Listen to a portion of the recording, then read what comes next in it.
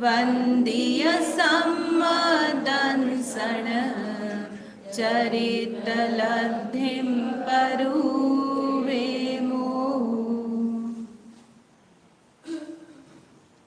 आचार्य श्री नेमिचंद्र सिद्धांत चक्रवर्ती द्वारा विरचित लब्धिसार जी ग्रंथ और उस ग्रंथ का प्रकरण है पंचलब्धि, जिसको कि हम यहाँ पर समझेंगे।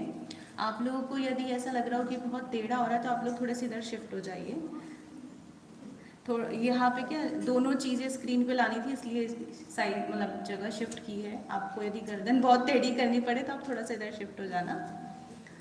तो जो प्रकरण है हमारा पंचलब्धि, इसमें क्वेश्चन उठता है कि हमको जानना ज़रूरी है क्या, इसके जाने बिना भी हमारा काम अभी तक तो चल ही रहा है। चल रहा है कि नहीं चल रहा है? जो जो जीवन के काम चलने हैं वो सब काम चल रहे हैं, तो उसमें क्या विशेषता हो जाएगी इसको जानने से? तो एक आंसर तो ये है जो कि पंडित टोडरमल जी ने दिया है मोक्ष मार्ग प्रकाशक में, कि सामान्य से विशेष बलवान होता है। तो विशेष जानकर उसकी जो भाव भासना है वो विशेष होती है। इसकी आवाज़ थोड़ी सी बढ़ा दीजिए।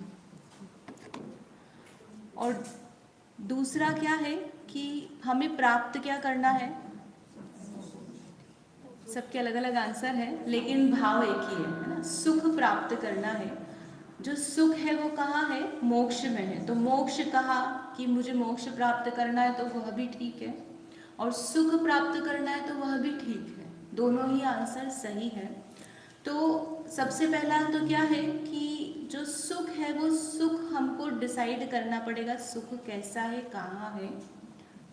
सुबह बात करी थी ना शक्ति में, कि सुख शक्ति हम में है तो हमें सुख क्यों नहीं हो रहा है? क्योंकि हमारी भूल गए हैं, हम सुख शक्ति को भूल गए हैं। हम ये भूल गए कि सुख मुझ में से ही आ रहा है, सुख मुझ में ही है। हमने दृष्टि कहाँ बाहर कर ली है? दूसरे में, कि यहाँ सुख है ना, यहाँ सुख है। दीदी भी अभी समझा रहे थे, भाई फ़ोन की महिमा आ रही है, लैपटॉप की महिमा आ रही है। क्यों आ रही है महिमा? क्योंकि हमको वहाँ पर सुख दिख रहा है। तो सुख की डेफिनेशन जो है वो ही हमें डिसीजन में नहीं है। क्या सुख है वास्तव में, सच्चा सुख है क्या, वो डिसाइडेड नहीं है। इसके कारण फिर हम उसके चीज़ों की प्राप्ति में हम भटक जाते हैं कि कहाँ से मुझे सुख मिलेगा। तो सच्चा सुख जो है वो किस में है? निराकुलता में है, जिसमें कोई आकुलता या टेंशन नहीं हो, उसमें सच्चा सुख है। और ये सुख की प्राप्ति किस में होती है? मोक्ष से। और मोक्ष में क्या है? सम्यक दर्शन, सम्यक ज्ञान और सम्यक चारित्र, है ना। इसको फटाफट लेते हैं, हमें आप सबको इतना तो पता है कि सम्यक दर्शन ज्ञान चारित्र की एकता ही है। वो क्या है? मोक्ष मार्ग है। मोक्ष मार्ग कहाँ है ना, मार्ग यानी क्या? जो रास्ता है जो उस लक्ष्य पर पहुंचाए, वह मोक्ष का मार्ग है ना। मार्ग अलग है और जो जगह है वो अलग है, डेस्टिनेशन अलग है। तो उसको ले जाने वाला मार्ग है, वह किसकी एकता रूप से है? सम्यक दर्शन, सम्यक ज्ञान और सम्यक चारित्र। फिर इसका जो प्रारंभ है वो कहाँ से होता है? वो जो रास्ता है हम कहाँ से स्टार्ट करें? तो जो सम्यक दर्शन है वो मोक्ष महल की प्रथम सीढ़ी ना, ये पहली सीढ़ी है। क्या? सम्यक दर्शन। तो जो सम्यक दर्शन है उसमें भी पहली सीढ़ी में भी पहला क्या है? प्रथमोपशम सम्यक दर्शन। अब थोड़ा हम टेक्निकल शब्दों में जाएंगे, यहाँ पर आपको थोड़ा ध्यान ज़्यादा देना पड़ेगा। शब्द कुछ लोगों के लिए नए हो सकते हैं, किसी ने पहले नहीं सुना हो तो, लेकिन सबको हमको सुनना है। नहीं पढ़ा हो, कठिन लगता हो तो भी कोई बात नहीं है। एक बार शब्द परिचय में आएगा तो धीमे धीमे उसके संस्कार पढ़ते हैं, फिर हम सीखते जाते हैं, है ना। जैसे कोरोना आया था, तो कोरोना में क्या हुआ कि लोगों को ऑनलाइन क्लास चलाना नहीं आता था, कैसे चालू करना, है ना। बड़े बड़े लोगों को कैसे करना नहीं आता था समझ में, हम फ़ोन पे कैसे क्लास करें। तो सीखा कि नहीं सीखा?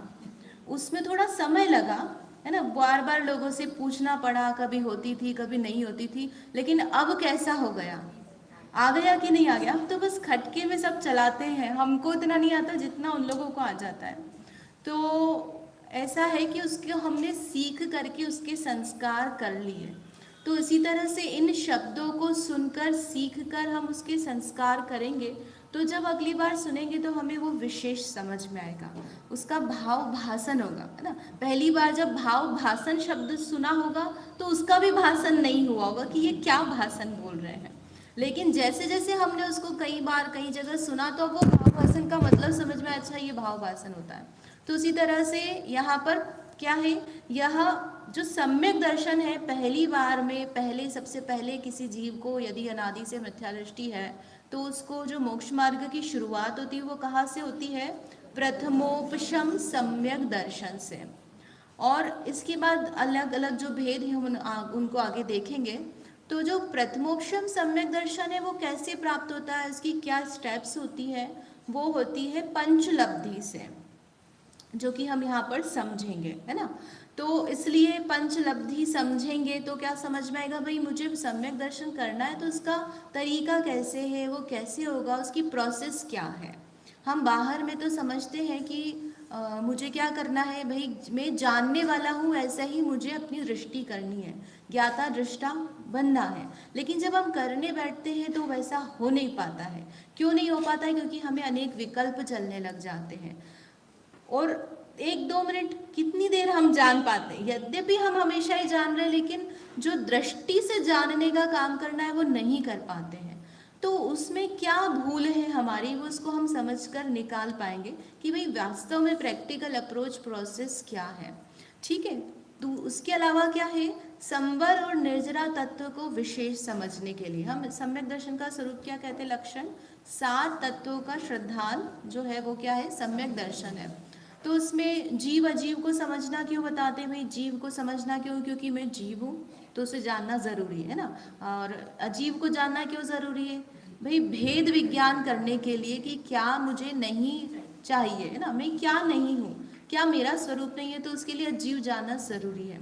तो ऐसे ही हम बच्चों को पढ़ाते हैं कि भाई आश्रव क्यों जानना, बंध क्यों जानना, है ना, संवर निर्जरा क्यों जानना।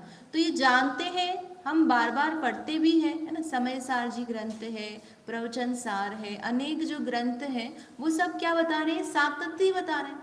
फिर भी हमें सम्यक दर्शन नहीं हुआ, तो इसका मतलब हमें कुछ और जानना जरूरी है।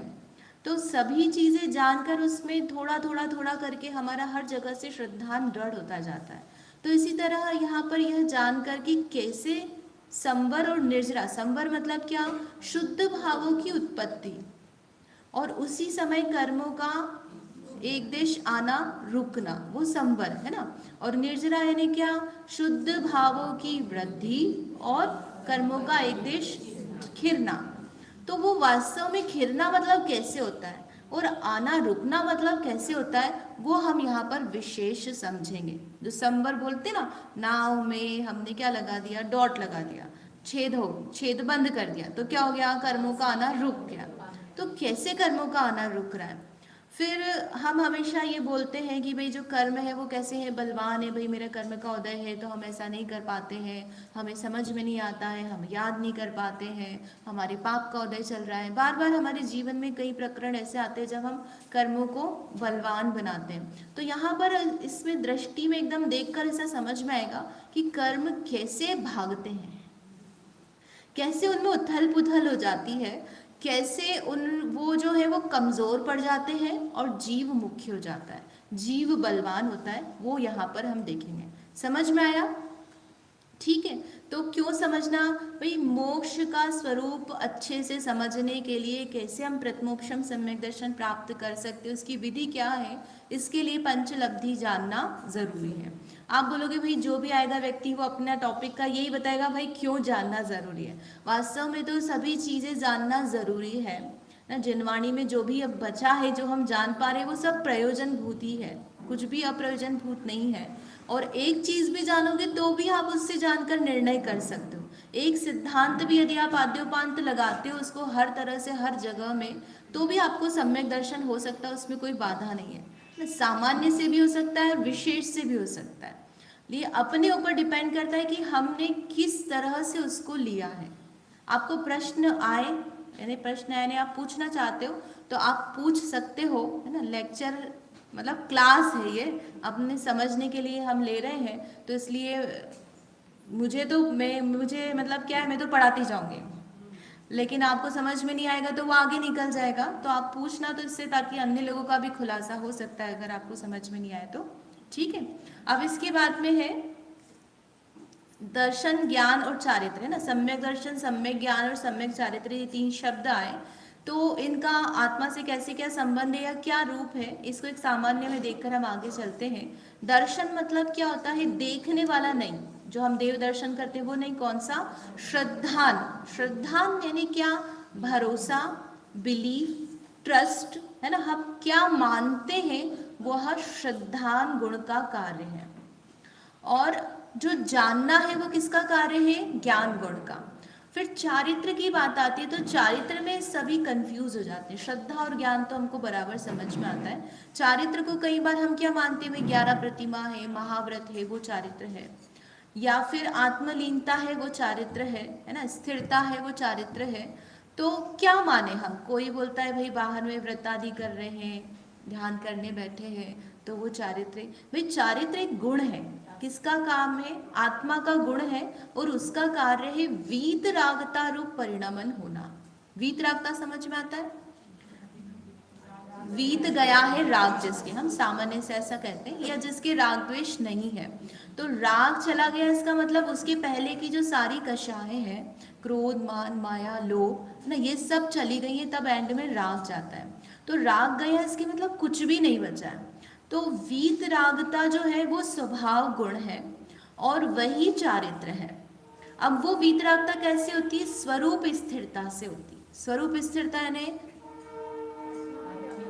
आत्मा में लीनता, है ना। आत्मा में लीनता यानी भाई मेरा उपयोग मुझ में रहे, मेरा उपयोग बाहर में नहीं रहे। अभी मेरा उपयोग कहाँ है, जो 5 इंद्रियों के विषय हैं, जो ये खिड़कियां खुली हुई है उसके निमित्त से कहीं कहीं झांकता रहता है, तो वहां से उपयोग समेट कर स्व में लगना, वही स्थिरता है ना। और वही क्या है, वीतरागता, उसी से वीतरागता आती जाएगी। तो ये 3 गुण है जिसका जो स्वभाव परिणमन होकर के मोक्ष मार्ग प्रकट होता है। क्या क्या, दर्शन, ज्ञान और चारित्र। तो इनका सम्यक परिणमन, सम्यक यानी सच्चा, जैसा होना चाहिए वैसा। ठीक है, अब इसके बाद में बात आ रही, तो हमारा यहाँ प्रकरण क्या है, सम्यक दर्शन। तो सम्यक दर्शन को अलग अलग ग्रंथों में अलग अलग रूप से बताया है ना, अलग अलग परिभाषा आती है, तो हम कंफ्यूज हो सकते हैं, भाई क्या, कहीं क्या बोला है भाई तुम तो भेद विज्ञान कर लो तो सम्यक दर्शन हो गया, कहीं क्या बोला है आत्मानुभवन कर लो तो हो गया। तो हमको कहीं किसी ने बोला 7 तत्वों का श्रद्धान करना, तो ये 7 तत्व कौन समझे, बहुत सारे हो जाएंगे, अभी तक समझते समझते सम्यक दर्शन नहीं हुआ, हम तो भेद विज्ञान कर लेंगे। आपा पर को जान लो, भाई कौन में हूँ और कौन पर है, भाई तुम कोई सा भी लक्षण देखो, सब में उतना ही काम है। ठीक है, कौन कौन से 4 लक्षण है, तो सबसे पहले है सच्चे देव शास्त्र गुरु का श्रद्धान, है ना, यहाँ यथार्थ शब्द नहीं लिखा है, सच्चे देव शास्त्र गुरु का यथार्थ श्रद्धान। श्रद्धान कैसा, यथार्थ। भाई हम सब सच्चे देव शास्त्र गुरु को नहीं मानते क्या, है ना। देव शास्त्र गुरु समझ में आता है, देव यानी भाई अरहंत सिद्ध परमात्मा, है ना। शास्त्र यानी उनके द्वारा कही गई जो वाणी, और गुरु यानी उस मार्ग पर जो चल रहे हैं वो गुरु हो गए।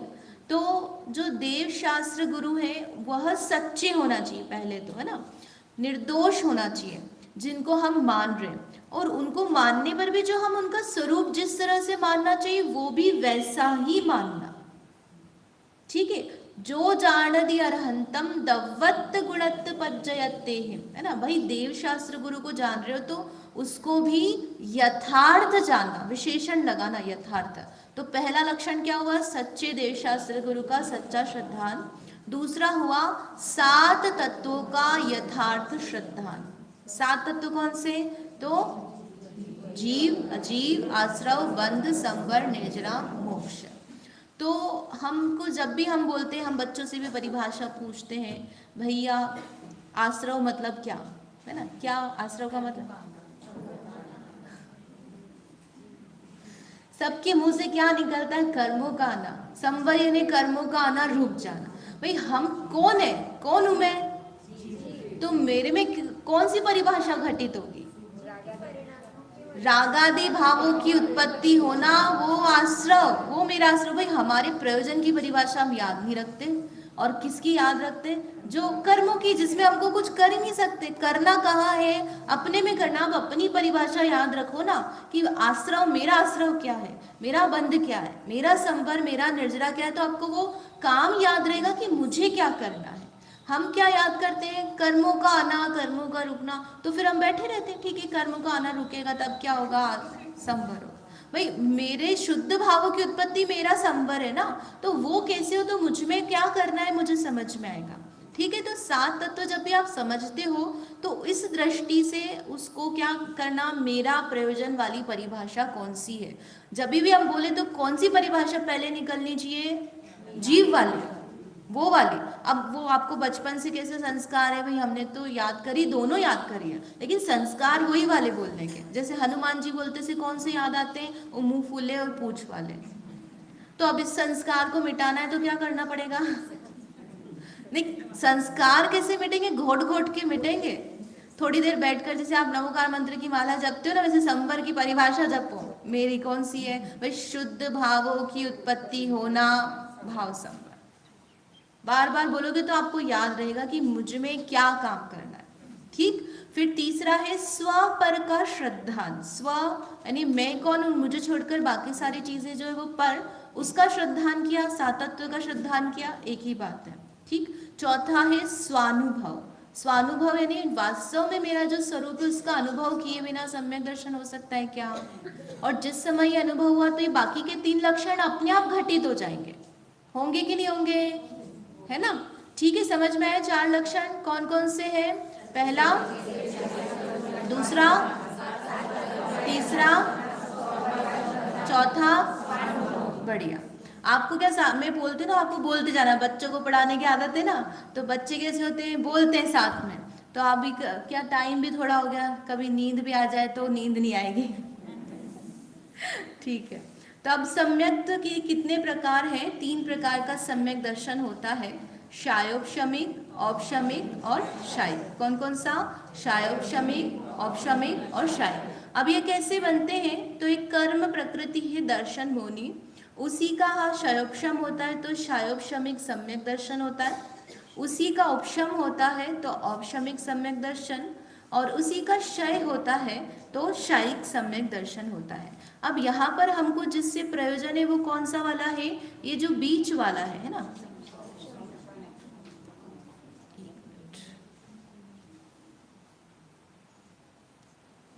ये जो बीच वाला है यहाँ पर औपशमिक सम्यक दर्शन, उसको यहाँ पर हम देखेंगे। ठीक है, तब इसके जो भेद है इसको पहले देख लेते हैं कि कौन सम्यक दर्शन प्राप्त करता है। इसके बाद जो कर्म के भेद वगैरह बेसिक, उसको हम देखकर आगे चलेंगे। तो प्रथमोपशम सम्यक जो है, यहाँ पर 3 भेद बताए ना, कौन कौन से? शायोपशमिक, शायिक है ना, और औपशमिक, ये 3 भेद बताए हैं। तो इनमें से जो हमारा प्रकरण है पंचलब्धि वाला, वो कौन सा है? बीच का जो है औपशमिक सम्यक दर्शन। अब वो जो औपशमिक सम्यक दर्शन है ना, उसके भी 2 भेद होते हैं, प्रथमोपशम और द्वितीयोपशम। अब जो हम यहाँ पर समझने वाले हैं वो कौन सा है?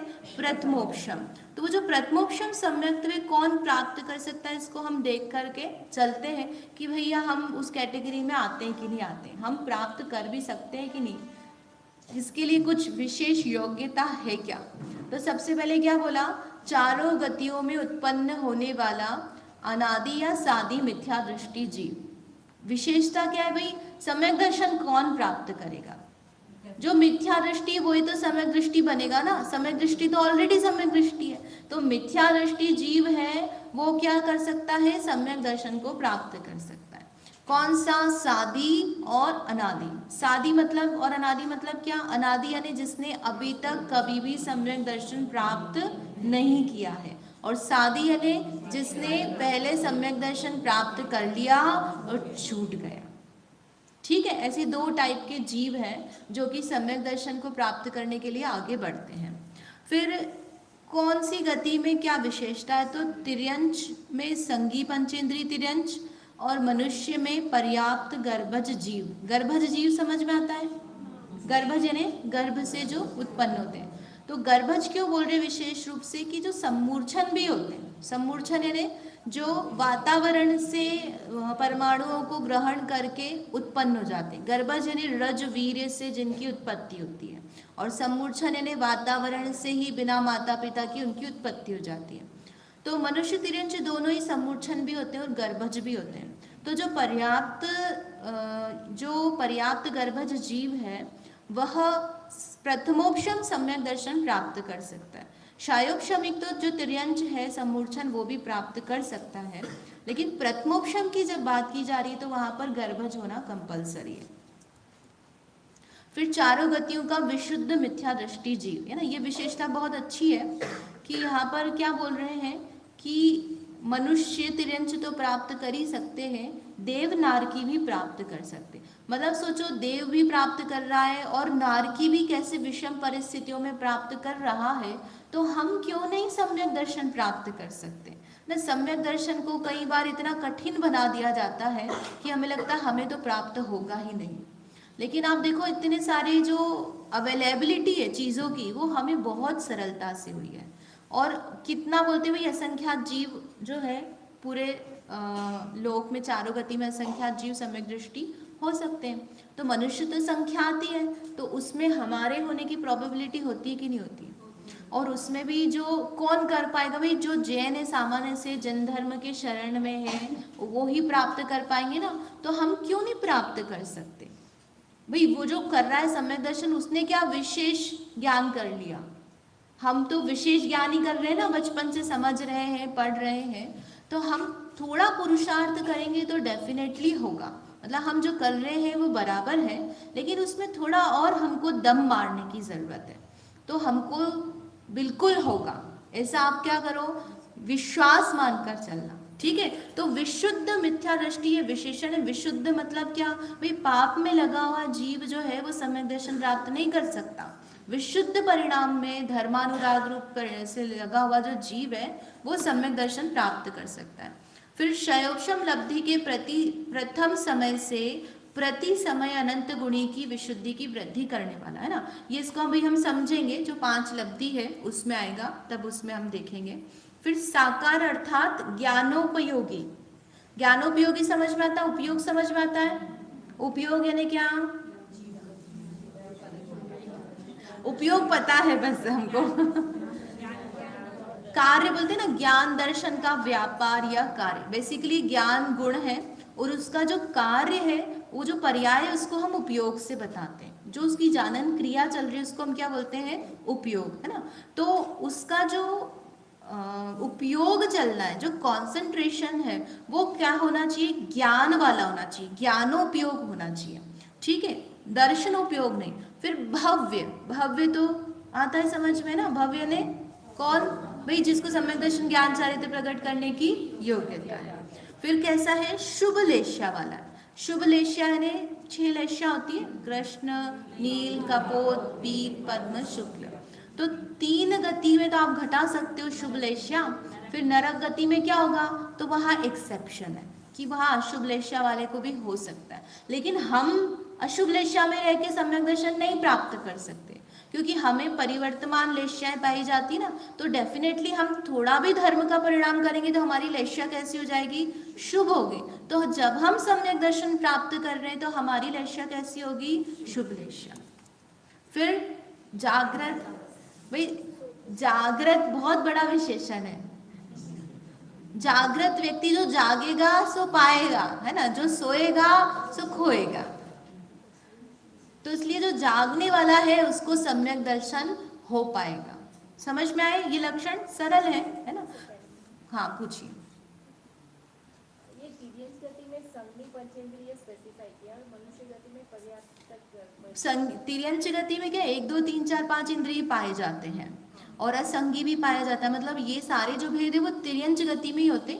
मनुष्य तो संगी पंचेंद्रिय ही होता है, अब उसमें पर्याप्तक और अपर्याप्तक होता है। तो यहाँ पर हम किसको ले रहे हैं, भाई पर्याप्तक जो जीव है। तो तिर्यंच में विशेष लक्षण बताया कि भाई वो संगी हो, पंचेंद्रिय हो, क्योंकि 1 2 3 4 हो गए, असंगी हो गए, उनको सम्यक दर्शन नहीं हो सकता है, ठीक है। पर्याप्तक यानी 6 प्रकार की पर्याप्तियां होती है। जो जीव है उसका संयोग होता है शरीर से, है ना, अलग अलग गति में जाता है तो अलग अलग शरीर को प्राप्त करता है। अब वो शरीर के अलग अलग कार्य पाए जाते हैं, उसका परिणमन अलग अलग रूप से होता है। तो जीव में उस शरीर के परमाणु को ग्रहण करके उससे शरीर निर्माण की जो शक्ति होना है, डेवलपमेंट, उसको बोलते हैं पर्याप्ति। मतलब जीव की शक्ति का नाम है पर्याप्ति। और कार्य किसमें हो रहा है उसके निमित्त से? शरीर आदि के परमाणु का परिणमन। मतलब क्या होगा, जैसे कि औदारिक शरीर की वर्गणाओं को हम वो जीव ग्रहण कर रहा है, तब उससे रस खल भाग में कन्वर्ट करके हड्डी, खून, मांस, मज्जा इसमें कन्वर्ट कर पाना, वैसी जो शक्ति का डेवलपमेंट है ना। अब श्वासोच्छ्वास लेना है तो श्वासोच्छ्वास जिस प्रकार से वो शरीर में पाया जाएगा तो उस टाइप की शक्ति का जो डेवलपमेंट है उसको बोलते हैं पर्याप्ति। और जब ये सम्यक होता है तो सिर्फ ज्ञान उपयोग रहेगा? जब सम्यक तो कर रहा है, जो उसका प्रोसेस चल रहा है, तब उसका ज्ञानोपयोग रहेगा। होने के बाद दोनों पाए जा सकते हैं, है ना। जैसे शायोग शमी के उसको लंबे समय तक चलेगा, तो क्या उसको बस हमेशा ज्ञानोपयोग ही चलेगा? ऐसा नहीं है, वो सोएगा भी, खाएगा भी, है ना, अलग अलग इंद्रियों का भी उपयोग करेगा। तो जब ये करने की प्रोसेस है तब उसका उसमें उपयोग लगा है ना, इसलिए दर्शनोपयोगी कहा है, ज्ञानोपयोगी, सॉरी, हाँ, ठीक है। अब जो हमारा प्रकरण है औपशमिक सम्यक्त्व का, है ना, तो औपशमिक सम्यक्त्व किसे कहते हैं, यहाँ पर ये परिभाषा है, इसको आप अच्छे से ध्यान से सुनना, समझना, क्योंकि इसी पर हमारा प्रकरण जो है पूरा आगे चलेगा। तो उपशम समझ में आता है ना। तत्वार सूत्र जी का जो दूसरा अध्याय है उसमें 5 भाव बताए हैं। तो उपशम मतलब क्या होता है, कौन बताएगा? ठीक है, सभी लोग बता रहे हैं, दबाना, है ना। दबाने से हमको ये समझ में आता है भाई, जैसे पानी गंदा है, उसमें हमने फिटकरी घुमाई तो क्या हो गया, वो फिटकरी से मैल नीचे बैठ गया, तो वो जो मैल है हमने दबा दिया है। तो कर्म में भी हमको ऐसे लगता है कि भाई हमारा कर्म कहीं दब गया है, और आत्मा में ऐसा लगता है हमारा मैल कहीं बैठ गया है। पर एक्चुअल में क्या होता है वो प्रोसेस यहाँ पर हम देखेंगे। औपशमिक भाव जो है वो तो बराबर है कि वो जो विकार है उसका बैठ गया है, उस समय पर्याय निर्मल है, लेकिन हुआ क्या है प्रोसेस में? तो दर्शन मोहनी की 1, 2 या 3 प्रकृतियों का प्रशस्त उपशम करने पर, है ना, क्या सेंटेंस है?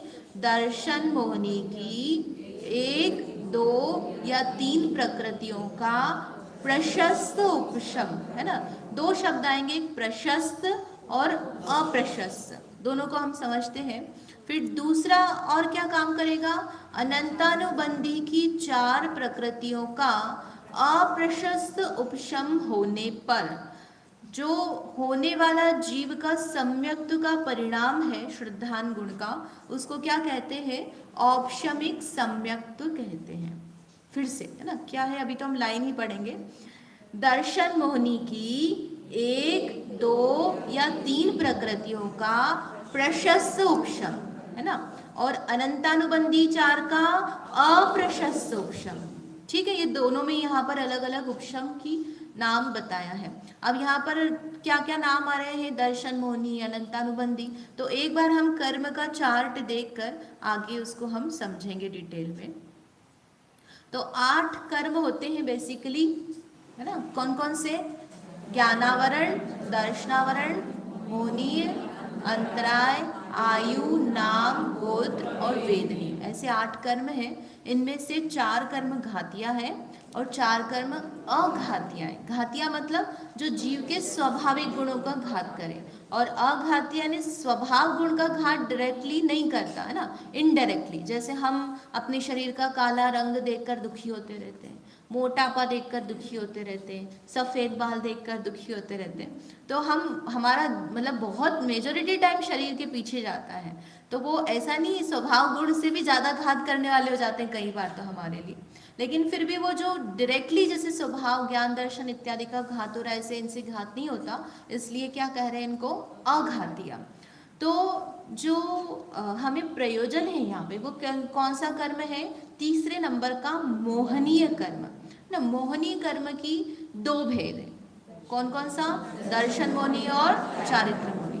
फिर दर्शन और चारित्र मोहनी जो है, इनको दोनों के फिर से भेद किए हैं। तो यहाँ पर जैसे दर्शन मोहनी है, तो दर्शन मोहनी और चारित्र मोहनी इसका अलग अलग क्यों बताया? क्योंकि अलग अलग गुणों का घात कर रहे हैं। यही एक कर्म है, जैसे ज्ञानावरण कर्म में तो सब ज्ञान गुण का ही घात कर रहे हैं, है ना। ऐसे ही दर्शनावरण कर्म में, उसमें भी दर्शन का ही घात हो रहा है। तो यही एक गुण है, या मतलब यही एक कर्म है जो दो गुणों का घात करता है, जो दो गुण के विपरीत परिणमन में निमित्त बनता है। इसलिए इसमें थोड़ा सा कॉम्प्लिकेशन आ जाता है। तो कौन कौन से दो गुण हैं? तो जो श्रद्धा और चारित्र गुण। दर्शन मोहनी किसका करता है? श्रद्धान गुण का। और चारित्र मोहनी किसका घात करता है? चारित्र गुण का। तो दर्शन और चारित्र का मतलब क्या? जैसे हमने श्रद्धा और वितरागता बोला था ना। तो दर्शन यानी जो श्रद्धान है, जो हमारा मान्यता है, दृष्टि है पदार्थों को देखने की, मानने की, वो क्या रूप से है, हम कैसा मान रहे हैं। मिथ्यात्व का जो बोलते हैं ना, उल्टी मान्यता, वो मिथ्यात्व है। तो सच्ची मान्यता वो सम्यक्त्व है। तो वो जो विपरीत काम हो रहा है, वो किसके निमित्त से हो रहा है? इस दर्शन मोहनीय कर्म के निमित्त से। वास्तव में तो हमारी स्वयं की विपरीत मान्यता है, लेकिन हम ठेका लगाएंगे बाहर में, तो किस पर आएगा? दर्शन मोहनी कर्म पे। ठीक है।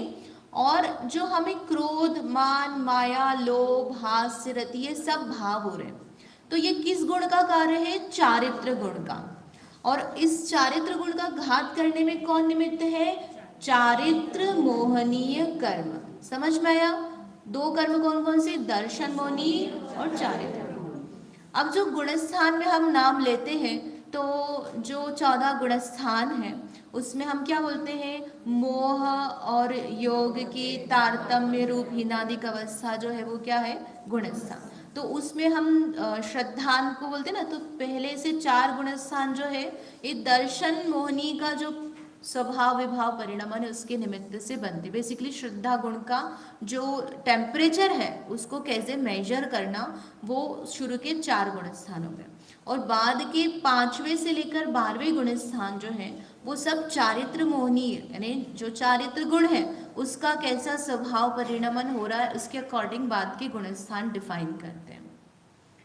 आपको भाषा यदि कठिन लगे तो बताना, तो स्कोर सरल कर देंगे। तो यहाँ पर हम इतना ही देखेंगे कि वो जो दर्शन मोहनी है, यहाँ पर हम चारित्र मोहनी से अभी काम नहीं रखेंगे, सिर्फ अनंतानुबंधी जो है उसको हम देखेंगे। जो दर्शन मोहनी, उसके 3 भेद होते हैं। उस दर्शन मोहनी कर्म के 3 भेद हैं। कौन कौन से? सम्यक्त्व, मिथ्यात्व, सम्यक मिथ्यात्व। ये कर्मों की प्रकृति के नाम है। किसके नाम है? कर्मों की प्रकृति के। तो ये जो सम्यक्त प्रकृति नाम बता रहे हैं ना, इससे सम्यक तो नहीं होगा, है ना। ये जीव सम्यक दृष्टि होगा, लेकिन ये सम्यक्त प्रकृति कोई अच्छा काम नहीं करेगी। उसके सम्यक्त्व में क्या करेगी? दोष उत्पन्न करती है। अरे सम्यक्त प्रकृति की वजह से सम्यक्त तो नहीं होता है। सम्यक्त तो जीव का स्वयं का परिणमन है ना, श्रद्धान गुण का। लेकिन उसमें जो दोष उत्पन्न करने का काम है, वो कौन करती है? सम्यक्त प्रकृति करती है। ठीक है। फिर जो मिथ्यात्व है, तो ये मिथ्यात्व नाम का एक कर्म भी है ना। जैसे हम जो मिथ्यात्व बोला, उल्टी मान्यता, तो उसी नाम का एक कर्म है। तो हम इनको यदि पूरा कर्म का नाम बोलेंगे तो क्या बोलेंगे? सम्यक्त दर्शन मोहनीय, मिथ्यात्व दर्शन मोहनीय, सम्यक मिथ्यात्व दर्शन, ऐसा पूरा कर्म का नाम लगेगा उसमें। तो मिथ्यात्व कर्म की वजह से क्या हो रहा है? विपरीत श्रद्धान। और सम्यक मिथ्यात्व यानी क्या? सम्यक भी और मिथ्यात्व बना भी। जैसे गुड़ और दही का मिश्रित भाव बताते हैं। श्रीखंड खाया कि नहीं आप लोगों ने? कैसा लगता है? शक्कर कम हो तो खट्टा नहीं, मीठा भी लगता है। भले ही शक्कर कम हो, शक्कर ज्यादा हो तो मीठा भी लगता है, लेकिन खट्टा भी लगता है। तो न खट्टा है न मीठा है, खट्टा मीठा है। उसी तरह से जो सम्यक मिथ्यात्व में जीव का परिणाम है, न सच्चा श्रद्धान रूप से है पूरा, न पूरा मिथ्यात्व रूप से, मिश्र रूप से अलग ही प्रकार का भाव है। तो ऐसे 3 प्रकार के भावों के लिए 3 प्रकृतियां निमित्त बताई। कौन कौन सी? सम्यक्त, सम्यक मिथ्यात्व और मिथ्यात्व। अब यहाँ पर हम देख रहे हैं औपशमिक सम्यक्त्व। तो क्या कहा? दर्शन मोहिनी की 1, 2 या 3 प्रकृतियों का प्रशस्त उपशम, ये 2 शब्द हम समझेंगे आगे। अभी तो कौन कौन सी 1, 2, 3 है उनको हम देखते हैं। तो जब कोई अनादि मिथ्या दृष्टि जीव सम्यक्त्व प्राप्त करता है, प्रथमोपशम सम्यक्त्व, तो उसके पास सिर्फ ये 5 ही प्रकृतियां होती हैं। कौन कौन सी? तो अनंतानुबंधी, क्रोध, मान, माया, लोभ और एक मिथ्यात्व। तो हमने तो अभी दर्शन मोहिनी के 3 भेद देखे, है ना? वो 3 भेद है तो हमको नहीं है क्या? ये कहाँ गई कि जैसे हम कर्म भाव करते हैं, मोह राग द्वेष भाव, तो हमें जो कर्म बनता है वो मिथ्यात्व ही बनता है। बाकी की जो 2 प्रकृतियां कौन कौन सी? सम्यक्त्व और सम्यक मिथ्यात्व, इसका जीव बंध नहीं करता, हम कभी भी बांधते नहीं उनको। तो ये कहाँ से आई कि जब जीव पहली बार सम्यक्त्व करता है तो ये जो मिथ्यात्व है ना, इसी मिथ्यात्व के टुकड़े करता है।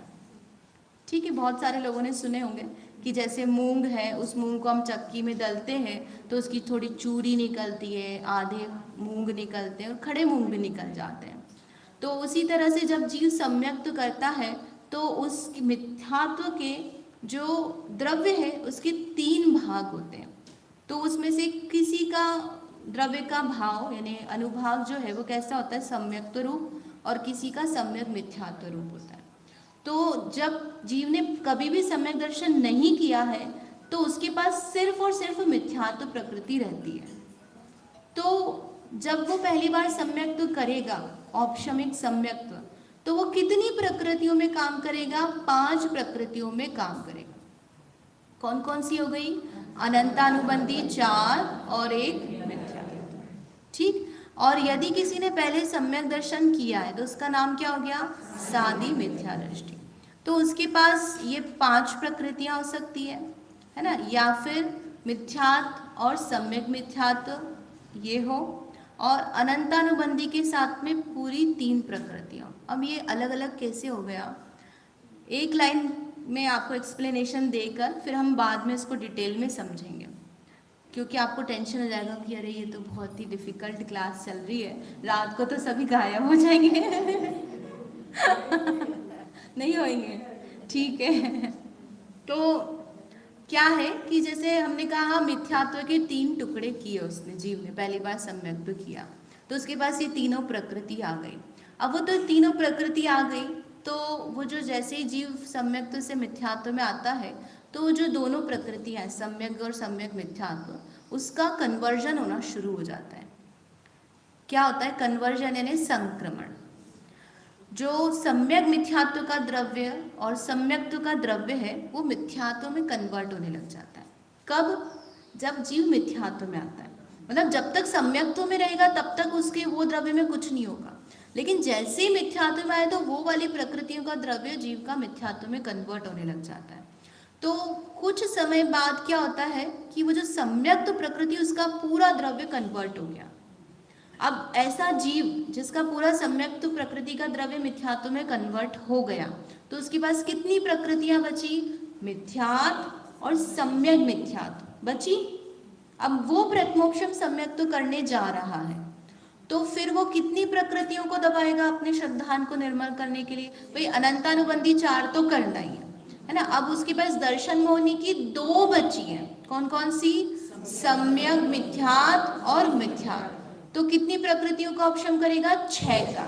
ठीक है, और थोड़ा समय और निकल गया, और बहुत समय तक उसने जो है सम्यक्त्व प्राप्त नहीं किया तो वो जो सम्यक मिथ्यात्व प्रकृति है वो भी किस में कन्वर्ट हो गई? मिथ्यात्व में कन्वर्ट हो गई। तो अब उसके पास सिर्फ एक मिथ्यात्व प्रकृति बची। तो वो जब प्रथमोपशम सम्यक्त्व करेगा तो उसके पास कितनी प्रकृतियां हो जाएंगी?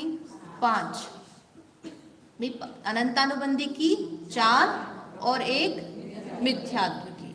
तो इस तरह से अलग अलग कॉम्बिनेशन बनते हैं। यानी जैसे जीव ने प्रथमोपशम सम्यक्त्व प्राप्त किया और थोड़ी देर बाद वापस से उसको, मतलब थोड़ी देर यानी थोड़ा सा नहीं, पल्ले का संख्या का भाग, उतने काल बाद वापस वो सम्यक्त्व प्राप्त करे और उसके पास ये तीनों प्रकृतियां कौन कौन सी, मिथ्यात्व, सम्यक मिथ्यात्व और सम्यक, ये तीन प्रकृति और अनंतानुबंधी की चार, इन सभी सातों को वो उपशमित करके फिर प्रथमोपशम सम्यक तो करेगा।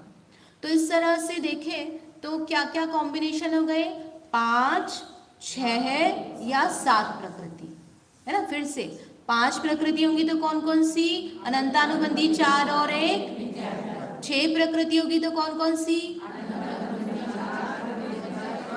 मिथ्यात्व और सम्यक मिथ्यात्व, और 7 प्रकृति होगी तो कौन कौन सी, समझ में आया। तो इस तरह से 5, 6 या 7 प्रकृतियों का जीव उपशम करके प्रथमोपशम सम्यक्त्व प्राप्त करता है। अब ये जो प्रथमोपशम सम्यक्त्व है ये कैसे प्राप्त होता है, अब यहाँ से हमारी प्रोसेस स्टार्ट होगी। तो सबसे पहले शब्द, हाँ पूछिए। इसका रियल लाइफ एग्जांपल कुछ दे सकते हैं? रियल लाइफ एग्जाम्पल मतलब 5, 6, 7 वाला, 5, 6, 7 का हम एग्जाम्पल कैसे दें, क्योंकि वो तो मतलब आगम का एग्जाम्पल हम ऐसे नहीं बता सकते भाई कि इनने जो प्राप्त किया इतने समय में तो इनकी 5 प्रकृतियां बची थी या 6 थी। सादी अनादि का तो फिर भी हम बता सकते हैं कि जैसे महावीर भगवान का जीव है, पहली बार जब उसने भील की पर्याय में यदि सुना और वहाँ पर दर्शन किया तो वहाँ उनका अनादि थे, तो वहाँ पर जो है 5 प्रकृतियों का उपशम किया। लेकिन भविष्य में फिर से उन्होंने सम्यक्त्व प्राप्त किया तो वहाँ पर उनका हो सकता है 7 प्रकृतियों का हो या 5 का हो, 6 का हो, मतलब वो हम एग्जैक्ट नहीं बता सकते कि वो कितनी प्रकृतियों का उपशम कर रहे हैं। बाहर से लक्षण देख के अपन, बाहर से नहीं, वो तो सत्ता में पड़ा रहता है द्रव्य, उसका कुछ बाहर दिखेगा ही क्या। मिथ्यात्व का उदय दिखता है, ये तो कर्म की सत्ता में पड़ा हुआ है ना, उसका उदय आ गया तो क्षयोपशम सम्यक तो हो गया, सम्यक मिथ्यात्व हो गया। तो वो बाहर में उसका उदय आने पर भले ही फल दिखे, लेकिन सत्ता में पड़ी हुई प्रकृति थोड़ी बता सकते हैं। अब मैं ये थोड़ी बता सकती हूँ कि आपके पास नरक गति है ना, नरक गत्यानुपूर्वी, तिरंज गति गत्यानुपूर्वी है कि नहीं है, भाई वो बांध रखी हमने, उसका फल नहीं दिख रहा तो इसलिए हम नहीं बता सकते। लेकिन इस तरह के सारे कॉम्बिनेशन पाए जाते हैं और ऐसे ऐसे जीव प्राप्त करता है, इसलिए ये स्टेटमेंट हो गया, तथ्य हो गया एक तरह से, ठीक। तो लब्धि किसे कहते हैं, हाँ बोलिए पीछे।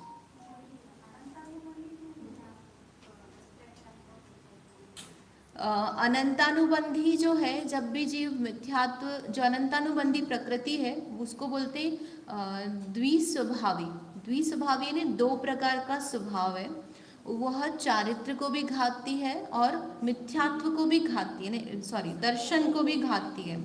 तो जब जीव का जो दर्शन श्रद्धा निर्मल करना है तो उसको दर्शन मोहनी तो घातना ही है, यानी उसको उपशम क्षय क्षयोपशम करना ही है, लेकिन अनंतानुबंधी को भी उसको करना पड़ेगा काम। यानी अगर अनंतानुबंधी है तो उसका जो सम्यक तो श्रद्धान है वो निर्मल नहीं बन सकता।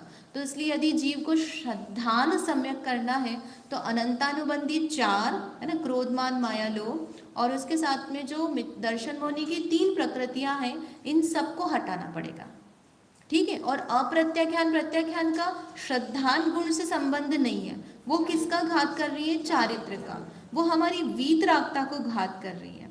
तो अनंतानुबंधी भी यद्यपि घात करती, लेकिन अनंतानुबंधी से श्रद्धान का भी घात हो रहा है ना, तो इसलिए जब भी हम श्रद्धान के लिए बोलते हैं कि सम्यक दर्शन करना है तो अनंतानुबंधी तो साथ में लेना ही पड़ता है, उसके किए बिना हमारा श्रद्धान निर्मल नहीं हो पाता। यद्यपि हम क्या बोल रहे हैं भाई, मिथ्यात्व दर्शन मोहनी कर्म के निमित्त से हमारा श्रद्धान का घात हो रहा है, लेकिन अनंतानुबंधी भी हमारे श्रद्धान के घात में निमित्त होती है, ठीक है। और कुछ प्रश्न है? तो अब लब्धि किसे कहते हैं? लब्धि यानी क्या होता है, प्राप्ति है ना, लाभ होना, उपलब्धि होना। तो जैसे हम उपयोग लब्धि वाला बोलते हैं ना, तत्वार सूत्र जी में सूत्र आता है, और ज्ञान के संबंध में भी हम लब्धि बोलते हैं। तो यहाँ पर जो हम लब्धि लेंगे वो अलग लब्धि है ना, वो वाली लब्धि नहीं लेना। तो लब्धि एक हम शक्ति योग्यता भी बोलते हैं, कैपेबिलिटी बोलते हैं ना, भाई तुम्हारी कितनी कैपेबिलिटी है। जैसे चींटी है तो चींटी के पास में कितनी इंद्रियां हैं, 3 इंद्रियां हैं, तो 3 इंद्रियों की लब्धि है उसके पास में, उसके पास कैपेसिटी है, लेकिन वो उपयोग कितना करती है, वो उसका कितना क्षयोक्षम है और उसमें से कितना वो उसको यूज कर रही है, उस कैपेसिटी का भी कितना यूज कर रही है, वो अलग बात है। तो यहाँ हम वो शक्ति वाली लब्धि की बात नहीं कर रहे हैं, है ना। मोक्ष मार्ग का प्रकरण है, इसलिए दर्शन और चारित्र लब्धि की बात करेंगे, है ना। ऐसे 9 लब्धियां भी होती है, तो वो वाली 9 लब्धियां भी यहाँ पर, ठीक है। ये अलग चारित्र और जो श्रद्धान की लब्धि है उसको यहाँ पर हम समझेंगे। लब्धि यानी क्या? प्राप्ति, यही प्राप्ति सिंपल शब्द है, इसको हम यहाँ पर देखेंगे। तो 5 चीजों की प्राप्ति चाहिए प्रथमोपशम सम्यक्त्व करने के लिए। तो वो 5 लब्धियां कौन कौन सी हैं?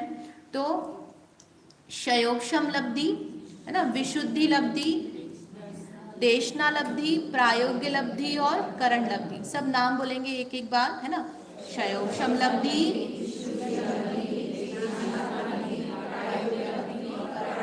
फिर से,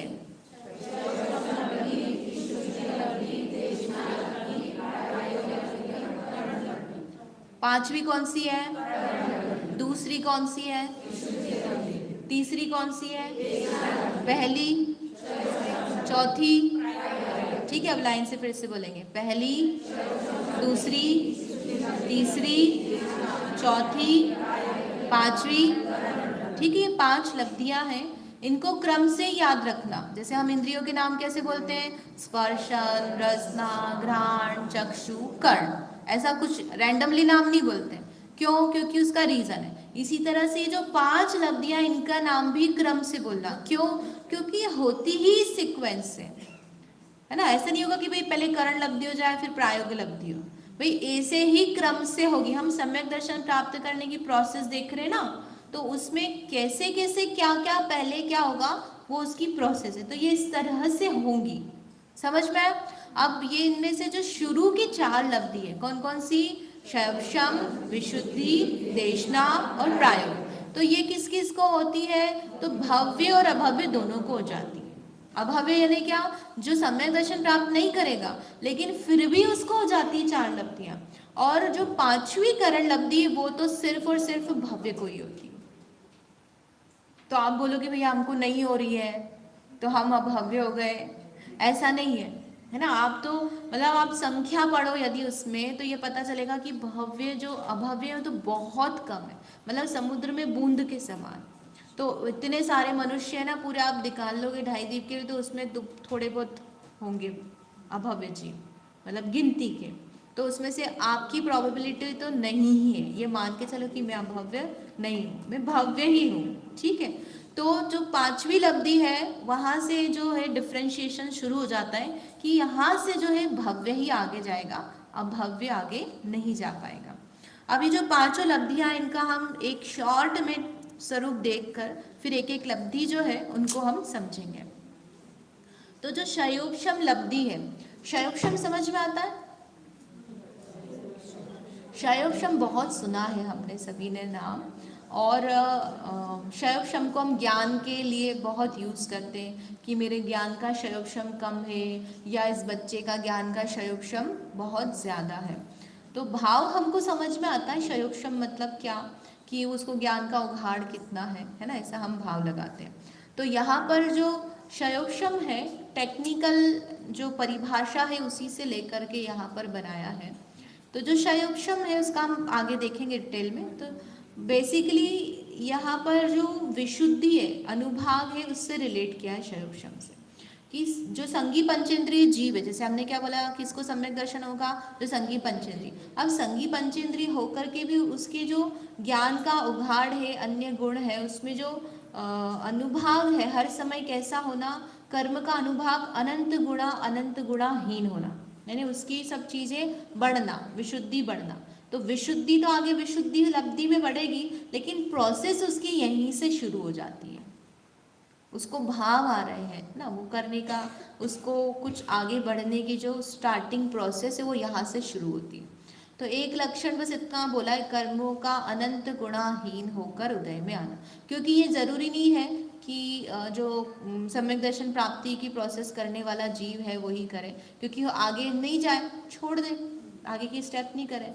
जैसे हम ज्ञान की बोलते हैं ना, अवग्रह, ईहा, अवाय, धारणा, तो क्या होता है, हम कई बार चीजों का अवग्रह इहा करके छोड़ देते हैं, न अवाय करते न धारणा करते, निर्णय नहीं किया हमने। तो हम अभी क्या कर रहे हैं, हम सुन रहे हैं, अवाय नहीं कर रहे, उसका धारणा नहीं कर रहे। हम सब जब जैसे जो कर रहे हैं ना स्वाध्याय में, तो भी अवाय आपको खुद करना पड़ेगा। हम करके बता रहे लेकिन वो आप उसको ग्रहण ही कर रहे हो उसको। तो जब तक आप खुद तत्व निर्णय नहीं करोगे तब तक वो अवाय नहीं होगा, है ना। तो अवाय कर करके जैसे हम छोड़ देते हैं या धारणा करी तब तक पूरा किया, तो इसी तरह से पंच लब्धि है, तो इसमें शैवशम हुआ, विशुद्धि हुई, छूट गई। शैवशम विशुद्धि देशना हुई, छूट गया, आगे हमने किया ही नहीं, छूट गया, यानी हमने भी छोड़ दिया और छूट गया, दोनों ही चीजें हो सकती है। कई बार तो हम छोड़ देते हैं, आगे अपने आप को पुश नहीं करते, है ना। जैसे आप बच्चों के पीछे पढ़ते हो कि नहीं पढ़ते हो, वो नहीं पढ़ रहा, उसकी एग्जाम आ गई है, फोन लेके बैठा हुआ, तो हम क्या करते हैं उसको, भाई पीछे पढ़ते ना, उसका फोन ले लेंगे, छीन लेंगे, इंटरनेट बंद कर देंगे, अपने पास रख लेंगे, तिजोरी में रख लेंगे तिजोरी में तो नहीं रखे, उसको डांटना भी पड़ जाए, हो सकता है आपको मारना भी पड़ जाए, लेकिन फिर भी हम उसके पीछे पड़ते कि नहीं, भैया तेरे को याद करना है, याद करे बिना तेरे को खाना नहीं मिलेगा, धमकी देते कि नहीं देते। तो इसी तरह से हमने अपने आप को पुश नहीं किया आगे के लिए कि नहीं मुझे उठना ही नहीं है, कुछ भी हो जाए। भाई मुनिराज के आगम में उदाहरण आते हैं ना उपसर्ग के, कैसे करा उन्होंने, भाई अपने आप को स्थिर रखा ना, अपने आप को क्या करा उन्होंने कि मुझे नहीं उठना कैसी भी परिस्थिति थी, इतना डिसाइड करके तभी तो वो अंदर जा पाए। अगर वो बाहर में इतना डिसाइड नहीं कर पाते तो वो अंदर जा पाते क्या, नहीं जा पाते। तो इसी तरह से हमारे दोनों तरह के भाव थे, कई बार छूट जाता है और कई बार हम छोड़ देते। तो विशुद्धि लब्धि में क्या बताया, जो कर्म का अनंत गुणाहीन हुआ है उसी की अब क्या हो रही है, मंदता होना, कषायों की मंदता, धर्मानुराग रूप परिणाम होना, स्वाध्याय का भाव होना, है ना, तत्व निर्णय का भाव होना, अच्छी उसमें शुभ भाव में लगने का प्रयास होना, वो सब विशुद्धि ना। फिर उसके बाद में देशना, देशना यानी आचार्य आदि के माध्यम से हम जो तत्व है उसका ग्रहण कर रहे हैं, सुनना। फिर प्रायोग्यता लब्धि में क्या है, पर्टिकुलर कर्म के हिसाब से बताया कि अब ये सारे करते करते हम विशुद्धि तो अभी भी कर रहे हैं, तत्व निर्णय तो अभी भी कर रहे हैं, लेकिन उसमें जो कर्म है उसमें क्या स्पेसिफिक काम हुआ। तो कर्मों की जो स्थिति है वह अंतः कोड़ा कोड़ी सागर करना। और पांचवी है करण लब्धि, जो मेन काम होता है सम्यक तो करने का, जो हम बोले ना बार बार अप्रशस्त उपशम अप्रशस्त उपशम, तो वो जो काम है वो यहाँ पर तीन करण के माध्यम से किया जाता है। अब प्रशस्त और अप्रशस्त उपशम का मतलब क्या है, प्रशस्त और अप्रशस्त उपशम नाम हो सकता है आपने पहली बार सुना हो। तो प्रशस्त उपशम यानी क्या, गैप करना, कर्मों को आगे पीछे करना और जगह खाली करना। सामान्य भाषा में बोल रही हूँ, शास्त्रीय नहीं बोल रही हूँ। हाँ, कर्मों को आगे पीछे करके जगह खाली करना, गैप करना, उसको बोलते हैं अप्रशस्त उपशम। नहीं, क्या बोला, प्रशस्त उपशम, है ना, जो हम इसमें ऑप्शन एक सम्यक्त्व में ले रहे हैं, यहाँ पर नाम लिया था ना, इसका पिक्चर है क्या,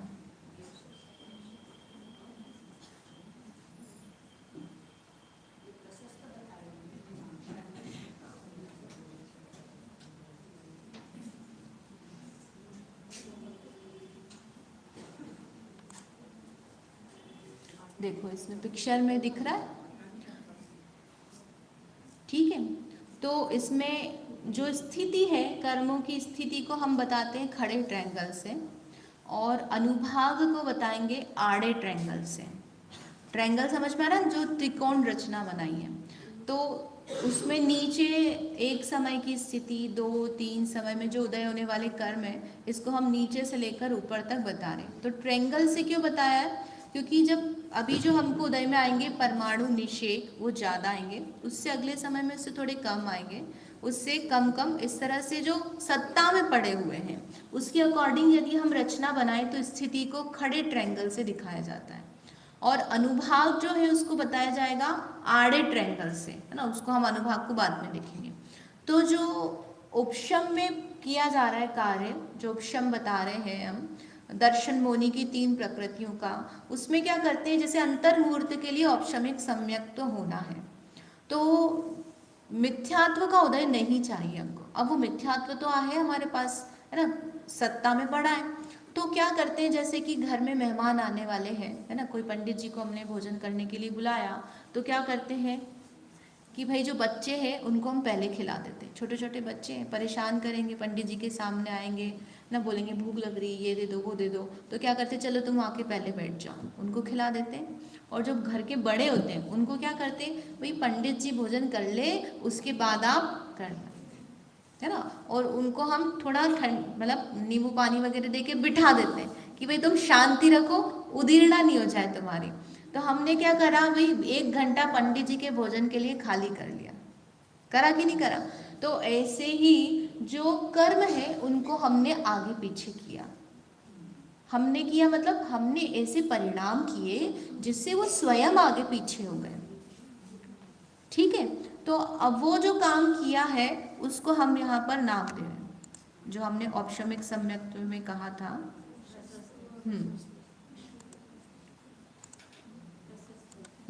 जो प्रशस्त उपशम नाम दिया था, ठीक है। और जो अनंतानुबंधी होता है ना, उसमें ऐसा गैप नहीं बनता है। अनंतानुबंधी में हर बार क्या होता है, एक समय पहले वो कन्वर्ट होती है, एक समय पहले काय में कन्वर्ट होगी। भाई अनंतानुबंधी का द्रव्य तो हमारे पास लाइन में पड़ा, उदय में आने के लिए खड़ा है, तो क्या होता है कि वो अनंतानुबंधी जो है वो बाकी की प्रकृतियों में कन्वर्ट होकर उदय में आती है। अनंतानुबंधी क्रोधमान मायालोभ रूप से उदय में नहीं आएगी, वो अप्रत्याख्यान, प्रत्याख्यान, संज्वलन आदि में वो कन्वर्ट होके फिर उदय में आएगी। मतलब कर्म की जो निर्जरा भी होती ना, तो वो निर्जरा ऐसी नहीं होती बिना फल दिए झड़ गए, हम क्या बोलते बस झड़ गए। तो झड़ गए मतलब कर्म कभी भी फल दिए बिना नहीं झड़ेंगे, ये हो जाएगा कि वो अन्य रूप से दे जाएगा, या फिर उसका अनुभाग इतना कम हो जाएगा कि वो हमको पता ही नहीं चले, लेकिन वो कार्य तो उसका जो पड़ा है वो करके जाएगा। तो हम जो यहाँ पर सम्यक्त की जो प्रोसेस कर रहे हैं, जो भाव कर रहे हैं, उसके निमित्त से सब काम होते हैं।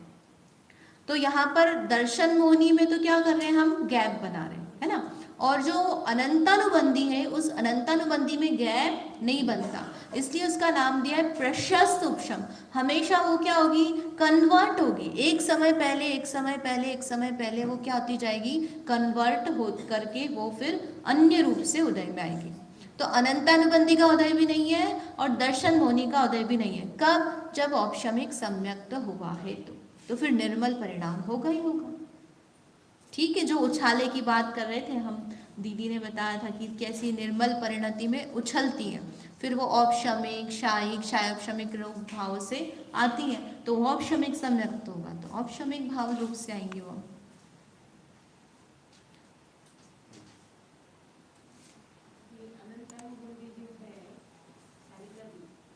हाँ, अप्रशस्त, उसको प्रशस्त। उपशम, उपशम का जो टाइप है उसको कहा है प्रशस्त और अप्रशस्त उपशम। जो गैप किया ना उसके कारण से उसको प्रशस्त उपशम बोल रहे हैं। जो चारित्र मोहनी उसमें भी गैप होता है, लेकिन जो अनंतानुबंधी वाली जो प्रकृति है उसमें नहीं होता। प्रशस्त का भाव नहीं पता मुझे।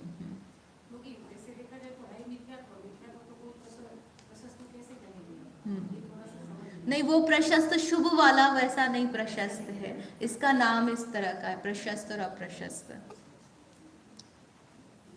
और देख करके फिर उसको देखेंगे, कहीं मिलता है तो फिर बताएंगे कि प्रशस्त क्यों कहा। अब इसके बाद में है शयोपशम लब्धि। तो शयोपशम लब्धि जो है, अपना समय तो हो गया है, इसकी एक बार अपन रीडिंग कर लेते ताकि आपको दिमाग में रहे क्या पढ़ने वाले, तो अब आपको जल्दी समझ में आएगा। तो जब मल रूप अप्रशस्त ज्ञानावरणादि कर्मों के समूह का अनुभाग अनंत गुणाहीन होकर, अर्थात अनंत व एक भाग प्रमाण होकर क्रम से उदय में आता है, तब उस कर्म के अनुभाग की अनंत बहुभाग की हानि होती है, वह शयोपशम लब्धि है। हाँ, ठीक है। भूल जाएंगे। वैसे भी ये शब्द पढ़ के ही सबका दिमाग ऐसा हो गया। तो पंचलब्धि क्यों जानना, ये हमने देखा है ना। सम्यक दर्शन ज्ञान चारित्र की एकता रूप मोक्ष मार्ग है, और उसकी प्राप्ति में प्रथमोपशम सम्यक तो पहली सीढ़ी है, और वह पंचलब्धि पूर्वक प्राप्त होता है, इसलिए हमने उसको देखा। संवर निर्जरा कैसे होती है पंचलब्धि में हम जानेंगे, और कैसे कर्मों का भय दूर होगा, कैसे ये कर्म भागते हैं, तो वो सब जानेंगे यहाँ पर। उसके बाद में सम्यक दर्शन जो है उसके 4 लक्षण देखे हमने। देव शास्त्र गुरु का सच्चा श्रद्धान, सात तत्व का शुद्धान, स्वपर का भेद विज्ञान, स्वानुभव। और उसके 3 प्रकार हैं, है ना। 3 प्रकार में यहाँ पर जो हमारा प्रकरण है वो कौन सा है, औपशमिक सम्यक दर्शन, उसमें भी प्रथमोपशम सम्यक दर्शन। तो प्रथमोपशम सम्यक दर्शन कौन प्राप्त कर सकता है, यहाँ पर हमने सारी विशेषताएं देखी। तो यदि हम उसमें देखें तो वो सारी विशेषताएं हम में लागू होती है। भाई हम क्या है, मिथ्या दृष्टि है, अगर अभी हम सम्यक दृष्टि नहीं है तो मिथ्या दृष्टि है। फिर गर्भज पर्याप्त जीव है, मनुष्य गति के जीव है ना। उसके बाद में क्या है भाई, विशुद्ध है, हम धर्म में लगे हुए हैं, हमारे परिणाम कैसे हैं, कषायों की मंदता रूप से है ना। शयोपशम लब्धि के प्रथम समय से अनंत गुणी, ये वाला जो विशेषता है ये भी हमें लागू होती है ना। हमारी विशुद्धि प्रति समय बढ़ रही है कि नहीं बढ़ रही है। भाई जब आप 3 बजे आकर बैठे थे, थोड़ा जलपान करके सो करके उठ के आए थे, तो जो स्टार्टिंग में जो आपकी विशुद्धि थी उससे अभी आपकी विशुद्धि है कि नहीं है, तो बढ़ती हुई विशुद्धि है ना। ज्ञानोपयोग है, हम सो नहीं रहे हैं, जागृत है, शुभ लेशा वाले और भव्य, ये सारी किसकी विशेषताएं हैं, ये सब हमारी विशेषताएं हैं, और हम सम्यक्त प्राप्त कर सकते हैं। फिर इसके बाद में है औपशमिक सम्यक्त्व की परिभाषा देखी हमने।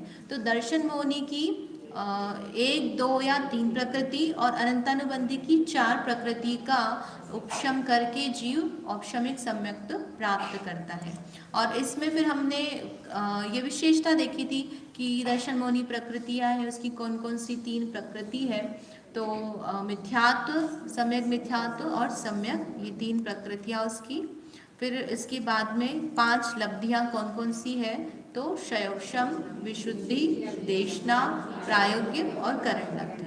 और इसका सामान्य से हमने स्वरूप देखा है, तो उसको मैंने ज़्यादा डिटेल इसलिए अभी नहीं बताया कि हम सबको डिटेल में देखेंगे ही, लेकिन एक भाव आपको थोड़ा फिर भी चले कि हाँ क्या बताने वाले हैं, इसलिए बताया था। शयोपशम में क्या होना है, आपके जो कर्म है उसका जो उसका अनुभाग है वो कम होकर आपके जो गुण है वो खिलने हैं, वो ज़्यादा आपकी प्रगटीकरण होना है। विशुद्धि में आपकी कषायों की मंदता होनी है, कुछ शुभ परिणाम होने हैं ना। देशना में जो धर्म श्रवण तत्व निर्णय विचार आदि की प्रक्रिया है, ग्रहण है ना, अवधारण है, याद करना, ये सब देशना में आएगा।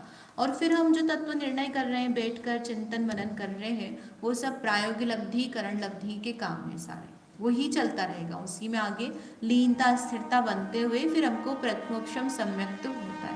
भाई मिथ्यात्व के उदय में ही हम यहाँ पर मिथ्यात्व को तोड़ रहे हैं, ये खास बात है ना। अपने को लगता है कि हमको मिथ्यात्व का उदय है तो हमको दर्शन कैसे होगा, भाई उसी में रहकर उसी को तोड़ने का कार्य किया जा रहा है, ये यहाँ पर ध्यान देने की बात है। कुछ प्रश्न है किसी को? नहीं है? करण लब्धि में भी परिणाम ही है, वो जो प्रायोगिक लब्धि के परिणाम है उससे और विशेष विशुद्धि लिए हुए विशेष प्रकार के परिणाम, जिससे कि वो सम्यक दर्शन प्रकट होगा, उसी में ही पाए जाएंगे वो वाले परिणाम करण लब्धि में होंगे। ठीक, यहीं तक रखते हैं। जनवाणी से